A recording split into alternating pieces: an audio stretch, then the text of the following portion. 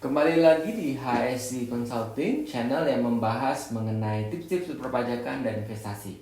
Nah, hari ini saya mau membahas khusus yang sudah menjadi tren di dunia maya dan dunia sosial media tentang THR ya. Pada berharap-harap cemas Anda dapat THR apa enggak nih dari perusahaan? THR-nya berapa kali? Tambah bonusnya gede enggak?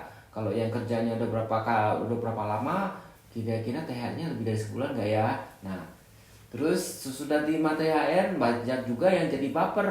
Loh, kok THR-nya kok makin kecil dibandingkan dengan gaji biasa? Padahal sudah berharap cemas, kalau THR saya sekian, saya mau beli apa?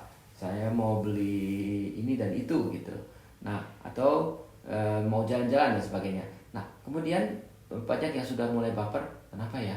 Pajak atas THR saya kok lebih besar? Nah, pada episode kali ini kita akan membahas mengenai mengapa sih pajak THR itu lebih besar ya.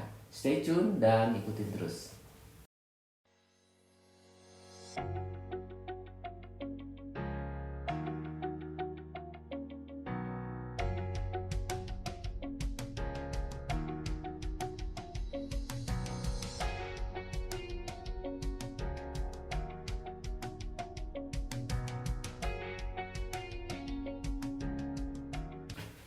Oke, jadi saya akan menggunakan slide yang sederhana ini dan untuk menunjukkan di layar bagaimana perhitungan PPh 21 atas THR ya. Kita ketahui bahwa pajak atas THR selalu memang lebih tinggi. Kalau tidak ya sama dengan gaji dari rutin Anda. Tapi kita memahami dulu pertama, apa itu rumus dari PPh 21 ya. Rumus sederhana sebenarnya banyak kompleks ya. Mungkin Anda kalau terima slip gaji ada yang kelihatannya sangat detail, saking pusingnya tidak mengerti hitungan pajak. Nah, untuk kali ini kalau milenial yang baru tahun pertama dapat gaji dan THR bahkan, atau baru tahun kesekian tapi nggak mudeng gimana cara rumus PPh 21. Nah, ini adalah PPh 21 yang sederhana. Rumusnya adalah dari penghasilan kotor ya. Nah, ini tentunya dengan asumsi lah ya, dengan penghasilan kotor itu yang dimaksud penghasilan kotor adalah jika di dalam kontrak kerja Anda atau penawaran kerja gaji Anda disebutkan gross ya. Kalau gimana kalau disebut gaji saya net? Ya artinya Anda cukup beruntung, gaji itu utuh, tidak akan dipotong pajak ya. Artinya siapa yang memotong pajak, yang siapa membayar pajaknya ke negara? Ya berarti pajaknya ditanggung oleh pemberi kerja. Nah, tapi ini umumnya adalah gaji adalah gross ya, artinya kotor. Nah, khusus untuk kotor, jadi begini, di dalam PPh 21 di negara manapun itu pajak itu dihitung sebenarnya setahun ya. Tetapi kan tidak bisa menunggu akhir tahun semua pajak baru disetorkan kepada negara. Dan negara juga butuh ya uang setiap bulan untuk biasa membiayai kegiatan kenegaraan dan pemerintahan, dan juga untuk segala macam biaya ya. Dan kita ketahui bersama pajak merupakan salah satu komponen terbesar dari APBN kita. Nah, untuk itu karena kita juga tiap bulan juga harus menyisikan uang untuk pajak itu, dan atas perintah dari undang-undang pemberi kerja akan memotong gaji Anda, begitu dibayar uang langsung dipotong disetorkan ke negara. Nah, karena ada dualisme itu, yaitu pajak itu dihitung dari tahunan sementara pemotongannya bulanan, maka setiap bulan gaji itu sebenarnya diestimasi, yaitu caranya bagaimana gaji dikali 12 bulan plus lagi THR atau tidak THR ya. Nah, kalau misalnya gaji itu Anda dapatkan waktu Anda masuk, Anda pertengahan tahun di dalam tahun berjalan masuk, tentu 12 bulannya akan berkurang, yaitu sisa bulan sampai dengan Desember. Nah, itu gaji penghasilan kotor. Lalu pengurangnya ada pengurang yang disebut PTKP dan biaya jabatan ya. Nah, bagi yang belum tahu PTKP itu apa ya, itu penghasilan tidak kena pajak ya. Berapa jumlahnya? Yaitu kalau jumlahnya kira-kira setahun 54 juta ya, kalau Anda seorang yang single atau belum nikah. Tapi kalau nanti Anda nikah, tentu nanti Anda dapat lagi tambahan-tambahan sedikit ya, jumlahnya bisa sampai 260 sampai 70 juta setahun ya. Jadi PTKP itu sebenarnya setahun, bukan perulanan ya. Dengan catatan tentu Anda adalah pegawai tetap ya. Kalau pegawai bulanan ya mungkin PTKP-nya tetap dibagi 12 dari angka yang tahunan tersebut. Kemudian hasil dari itu biasanya disebut dengan penghasilan neto, atau kadang-kadang disebut juga kalau sudah sampai biaya PTKP itu biasanya penghasilan kena pajak ya. Nah, dari situ baru dikali dengan tarif-tarif pajak. Lapisan tarif pajak kita sebetulnya ada 5 ya, yaitu ada 5, 15, 25, 30 dan kemudian sekarang ada 35%. Nah, 35% itu tidak khawatir, tidak usah khawatir karena itu untuk jangka untuk kaum-kaum yang sudah sangat tinggi sekali pajaknya, karena itu berlaku untuk pajak yang kalau penghasilan setahunnya sudah mencapai di atas 5 miliar rupiah. Nah, jadi hasil dari pajak setahun itu kita harus kembali dibagi 12 bulan. Dari 12 bulan itu baru nanti gaji yang sebulan itu dipotong pajak sebulan. Nah, ilustrasinya bagaimana nanti kita akan berikan ilustrasi. Nah, mengapa pajak PPh atas THR 21 atas THR itu lebih tinggi? Sebetulnya adalah karena waktu kita selalu membayar gaji rutin, maka THR tidak ditambahkan. Tapi waktu membayar benar-benar akan di bulan membayar THR, maka komponen THR itu ditambahkan ya.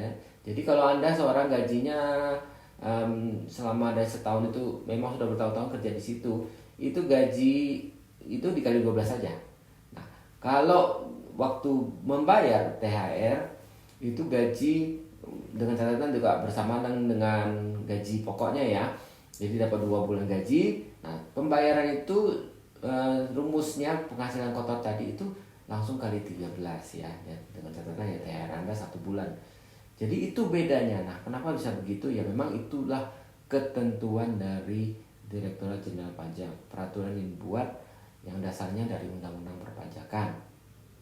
Nah, kayak sudah buat ilustrasi ya, misalnya di bulan Maret Anda waktu itu kan belum terima THR.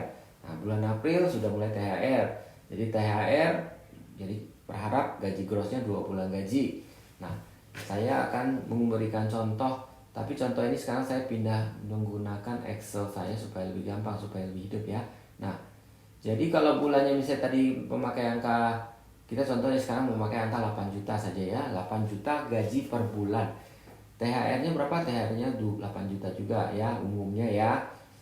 Nah, kemudian kalau nanti dikali 12 dapatnya 96, tetapi kalau ada di bulan yang kita menghasilkan THR itu biasanya jadi sedikit lebih tinggi ya, karena selisihnya itu di THR tadi.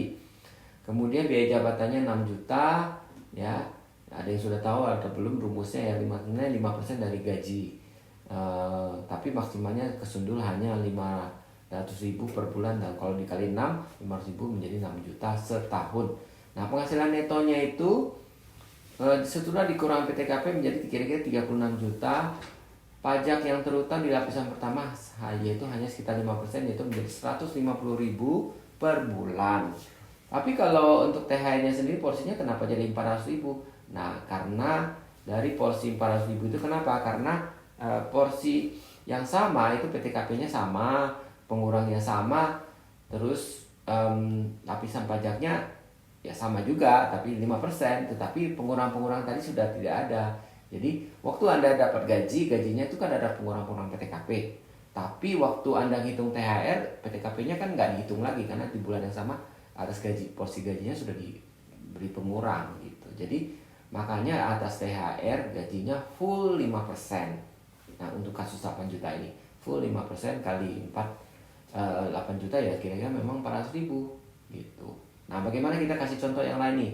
Contohnya misalnya gajinya tadi 40 juta deh, jangan 40 juta yang kegedean ya, 12 juta deh ya. Nah, berarti kan THR-nya juga 12 juta nih. Nah, jadi kalau di bulan Maret lalu gajinya 12 juta, itu pajaknya itu 550.000 sebulan. Kemudian tapi kalau THR-nya jadi 1.800.000, kenapa? Ya memang di sini kelihatan bahwa untuk porsi gaji dari THR itu memang sudah masuk kepada 15%. Jadi pembedanya adalah untuk yang 5% sama-sama nih. Tapi untuk porsi yang 15%-nya itu hanya dikenakan as THR atas jadi porsi lapisan yang 15% itu hanya dikenakan. Jadi memandang dari PPh 21 itu seperti untuk THR itu lapisan paling atas ya. Jadi kayak kue lapis lah ya. Jadi kalau kita tambahin bonus pun nanti selain THR, jadi kalau teman-teman yang dapat bonus nih juga prinsipnya sama ya. Jadi lapisan yang ditambahkan ke atas itu kena tarif pajak yang lapisan teratas ya. Jadi 1.800.000 yang dikurangi dari THR Anda ya. Begitu juga misalnya kalau Anda termasuk lapisan yang sudah kena pajak 25% ya, misalnya nih gajinya yang 26 juta nih ya, 26 juta. Nah, memang 26 juta itu tarif efektif sebenarnya cuma 10%, karena lapisan teratas yang kena pajak 25% itu hanya 500.000. Nah, terus tapi ini tidak terjadi karena kalau THR Anda tadi itu 26 juta, Anda dapat 26 juta. Nah, ini ada porsi dari yang kena pajaknya itu sampai dengan 7 juta rupiah ya. Jadi selisih 7 juta ke 500 itu berarti kan 6.500.000. Nah, itu adalah pajak atas THR Anda. Which is kalau dibagi lagi dengan 25 juta itu sebenarnya tarif efektifnya 25% ya. Jadi memang seperti kue lapis ya, sistem kayak kue lapis ya. Jadi lapisan teratas itu diambil pajaknya lebih banyak. Kesannya seperti itu ya. Nah, memang ini sudah sesuai peraturan, jadi tidak ada yang berubah. Cuma hanya efek yang kita rasakan bahwa tiap bulan kalau gajinya sekian, saya dipotong sekian terhadap gaji saya itu sebenarnya kira-kira 10%. Tapi kok kenapa gaji bulan ke-13 saya atau THR itu kok lebih besar ya? Tapi karena memang cara perhitungan di Indonesia atau di peraturan perpajakan memang tarifnya itu atas setiap tambahan gaji baru atau penghasilan baru dari yang sudah ada itu akan kenapa otomatis langsung ke tarif pajak yang tertinggi ya. Nah, jadi kalau Anda yang masih pusing-pusing nih dengan hitung-hitungan ini, dengan rumus-rumus ini, gimana Pak, pokoknya saya mau tahu-tahu pemberi kerja saya, HRD saya atau bos saya sebenarnya hitung pajaknya benar nggak sih Pak? Nah, ini ada satu petunjuk yang umum saja mengenai kira-kira kalau pajaknya sudah benar apa enggak dari bos saya atau HRD saya. Ini adalah saya sudah buatkan rekapannya ya. Jadi kalau gaji rata-rata sampai dengan 4.600.000, jadi saya asumsi dengan THR Anda 1 bulan itu ya Anda nggak akan kena pajak sama sekali juga atas THR-nya ya. Kemudian kalau sampai dengan 9 juta kesundul 9 juta pajaknya berapa nih? 5%. Kalau 26 juta rupiah sebulan gajinya, THR-nya 1 bulan dari 26 juta itu Anda akan kena sampai 15%. Nah, kemudian untuk pajak yang sampai dengan 40 juta itu 30%. Nah, di atas itu tentu yang 50% atau 35% saya tidak bicara karena ini mungkin kasusnya jarang ya. Jadi itu kira-kira ya. Jadi Anda sekarang kalau Anda tahu gaji Anda pakai patokan ini, kira-kira Anda benar nggak tarif pajak yang saya sudah nyatakan ini. Nah, mungkin kalau ada yang hitungannya salah atau hitungan saya kurang akurat atau yang mau saya bantu review atau cek PPh 21 Anda benar atau tidak, silakan Anda boleh tanya atau mengirimkan soft copy, tapi ini private ya atau japri ya, supaya nanti nggak ketahuan. Anda boleh komen langsung nanti saya akan kasih email yang tertera di bagian komentar dari episode ini. Anda bisa email ke saya ya. Bagi yang sudah maklum dan bisa menerima ya, silakan move on ya, dan gunakan THR Anda untuk belanja atau untuk jalan-jalan atau untuk pulang kampung atau memberi angpau buat seponakan atau anak-anak Anda dan sebagainya ya. Demikian pembahasan kami mengenai pajak THR. Semoga berguna, dan bagi yang merasakan manfaat boleh berikan tanda likes-nya. Bagi Anda yang merasa teman Anda perlu tahu, rekan teman kantor juga perlu tahu, silakan di forward. Dan untuk yang mau menantikan episode-episode lain yang lebih menarik lagi tentang pajak, silakan subscribe, karena subscribe itu tidak usah bayar. Sampai ketemu kembali di dalam episode yang lebih menarik lagi. Ciao.